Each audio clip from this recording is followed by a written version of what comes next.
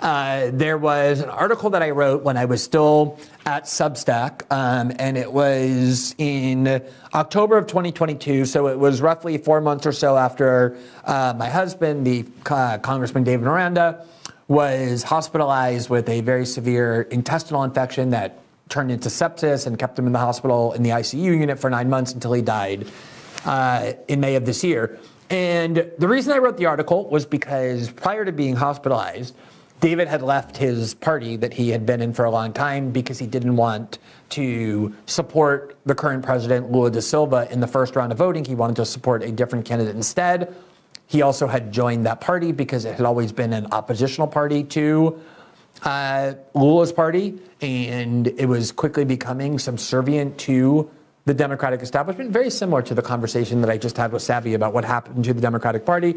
And so David left and he joined this political party, and it was a party much less imprisoned by dogma. That was a major reason David left it. And one of the people who ended up being in that party was Cabo Daciolo, who became this very famous and popular politician in 2010, I believe, when he led a firefighter strike.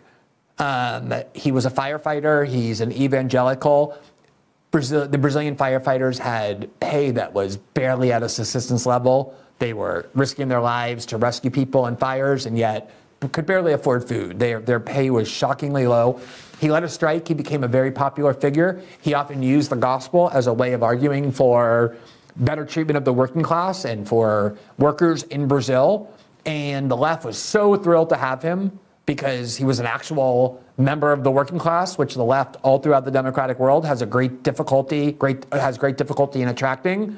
They love academics who talk about the working class as this kind of species that they don't know much about, but they study and care about.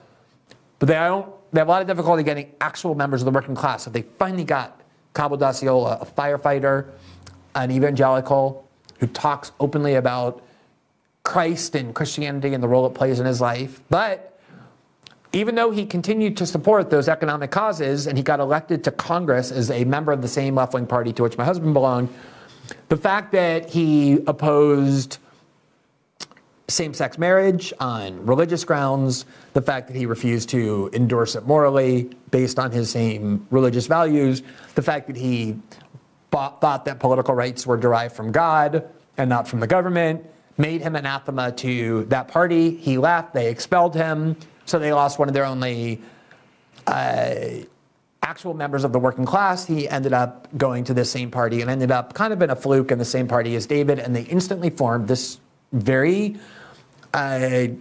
close friendship. They just, in part because they kind of came from the same humble origins. David grew up in a favela. Cabo grew up quite poor. And so here you had David Miranda, one of the most visible LGBT members of Congress, one of the very few gay politicians in Brazilian politics in its history, openly celebrating his friendship with Cabo Daciolo, this evangelical leader who has not changed his position on same-sex marriage or LGBT rights at all. And I'll never forget the first day that David or Cabo, one of them, published their photo. They met at the airport. They talked for so long, they both missed their flight. And they posted pictures of themselves, a selfie they took, and David got viciously attacked by the left, saying, how is it possible that you can even speak with somebody, let alone express positive thoughts about someone who hates you, who hates gay people? If you go on the internet and look for Cabo Daciolo or mention him, the Brazilian left will tell you that he is a hateful person. When David was hospitalized, there was no shortage of politicians wanting to associate themselves with David for about a week. A lot of them wanted to call, visit David, have the media attention that came from the sympathy that's generated when somebody becomes sick. Cabo didn't disappear after the first or second week. He called me every week, wanting to know how David was, wanting to know how I was doing, wanting to bring his wife and kids to be with my kids. He went to the hospital and prayed over David when David wasn't conscious, prayed with David when David was. And this friendship that they formed was extremely meaningful, as was the role that he played in trying to provide my family and me with a lot of comfort, not just trying, but actually doing it. And then when David died, he kind of even increased his efforts even more. He's become a friend of our family. We're launching an institute in David's name next month, and he's playing a crucial role in it. And so I wrote this article. Here you see the title, Values and Character versus Political Identity, Some Personal Reflections. And I talked about that friendship and what it taught me. And I won't go into all of it. If you want and you're interested and you haven't read it, you can find it on Substack through this title. So the reason I'm talking about this is over the last night, Cabo's wife, I think they've been married for 30 years or something. They have 3 children they're raising together, passed away from leukemia. And he talked to me a lot about his wife's struggles with her illness, talked about how she lived a lot longer than her doctors said she would, how that strengthened his belief in God and attributed to his faith. And I think obviously in part it was due to his human decency, but in part because he empathized with our situation is one of the reasons that he wanted to give so much support. And I think he thought his wife was getting better, and she took a massive downturn over the last several weeks and ended up hospitalized and passed away and left him as a single father raising 3 kids. So I was thinking a lot as that entered the news, and when I learned about it early this morning about this relationship, I've reached out to him, of course. And so I revisited that article that I wrote. I posted a condolences on my Twitter page and Instagram. We don't have them here, but there were some pictures that I posted of David and Cabo together, commemorating his wife, and just sharing some thoughts about what I felt about what this happened. In any event, what that really led me to do is it reminded me of a story that was really this is not the first time I understood that a person's worth and their value and their character is not determined by the political party to which they belong or the ideology they claim to believe in or the hashtags they post on Twitter. I've been around way too long to believe that someone's character and value and worth as a human being is determined by left or right or what political causes they support. I just seen, as you just heard Sabby saying, you have all kinds of progressives who love to flamboyantly express values that their personal actions simply don't align with. And that's true, I think, in every political faction. So I wanted to kind of share the first time I learned about that because I think it's such an important lesson. It's absolutely, a central perspective that shapes the show we do here, shapes my approach to politics and to people in general. I was in law school, my first year in law school at NYU. I was 23. I lived the last 4 years in Washington, D.C., where I went to college and took a year off and traveled around Europe and then went to live in New York. And I was in my first year of law school. And I had a roommate. And she started dating this guy. And it got serious enough. And he asked her to go visit his parents' house in Massachusetts. And she went. She spent the weekend at his house where his parents lived. And she came back and she told me, with this kind of mischievous excitement, that her boyfriend's mother is a huge conservative. This is in the early 1990s, just coming out of the Reagan era. George H.W. Bush was president. And Rush Limbaugh was a very popular political commentator, very influential. And she told me her mother is a huge Rush Limbaugh fan. And this is right when the internet was just starting to emerge, kind of in the early to mid 1990s. And at the time, the internet was really just this series of segregated sites on AOL, CompuServe. There was one other, I forget the name, that was sort of the 3 biggest sites. So it was not really an internet that was connected. It was kind of siloed off.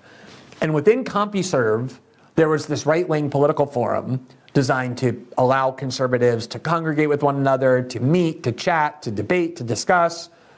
And my roommate told me that his mother was part of this site. It was run, I believe, by National Review and the Heritage Foundation. It was called Town Hall. Rush Limbaugh used to promote it all the time.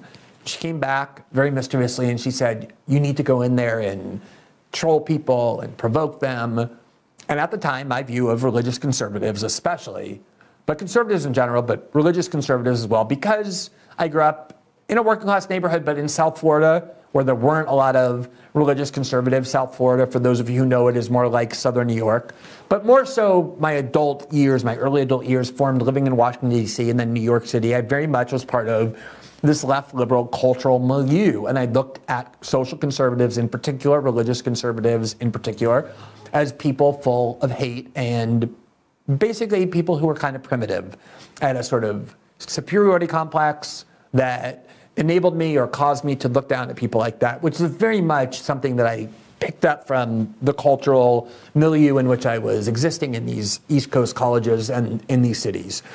And I did go into this forum with the intention purely to provoke people, to say, I'm gay, I'm a gay lawyer in New York, to go in and argue with them about LGBT issues and about abortion and about cultural issues and Reagan and Bush. And I went in there with the worst intentions, just to cause problems and to upset people. And what I found was over the course of the few weeks that I was doing that, I started noticing that these kinds of attempts to provoke and upset people slowly started to morph into kind of earnest debates with people who I was finding, to my great shock, weren't really actually stupid and primitive, but were actually very smart and informed. And I started feeling like some of these debates were actually worth having, that they were challenging, that they were intellectually challenging for me and difficult for me, and that I was talking to a lot of people who, to my shock, were not at all the caricatures that I had been trained to think of them being. And then over the course of a few more months, I found that not only was that happening more commonly, but I was actually now engaging in kind of interpersonal interaction. There were direct messages where people could direct message you if you were online, and you ended up talking to them privately, and that began to happen as well. And this was the time when the internet was completely anonymous. People used screen names. Almost nobody used their real names. So the second month that I was in there, when I was still kind of in the provocative mood, they had what was their annual get-together, where they would physically gather in one place so that they could deal with each other as human beings and not just screen names. Obviously, I didn't even think about going. I was still there just to provoke them, thinking they were going to hate me, wanted to kill me. And so the next year, I was now there for a full year, obviously getting to know these people personally. We were on almost every day. The annual meeting was being held in Indiana, in a Hilton or a Holiday Inn in a suburb of Indianapolis. And some of them began saying, oh, you should come. And I remember telling my friends, you know what, I'm considering going to this meeting of these right-wing people who I'd gone in to provoke and kind of had gotten to know. And I remember people saying, are you crazy? You can't go to Indiana and meet a bunch of religious conservatives. They're going to kill you. And I remember thinking, I probably thought that a year earlier, but I actually don't think that anymore. And I decided to go, and I went.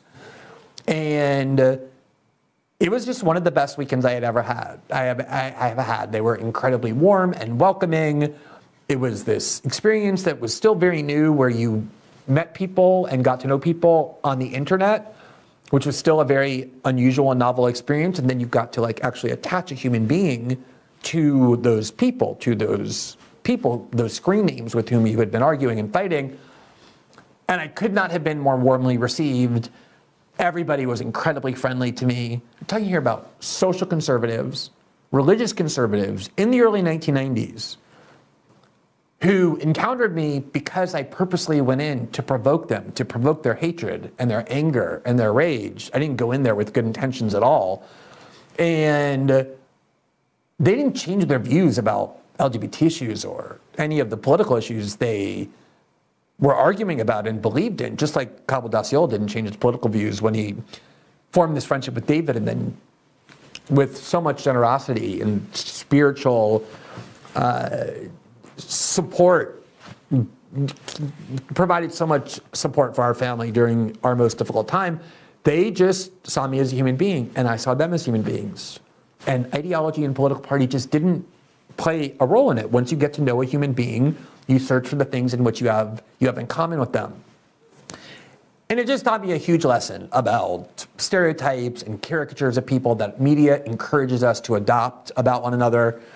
And it's something that has stayed with me forever. It's something I think that I've tried to adhere to as much as possible.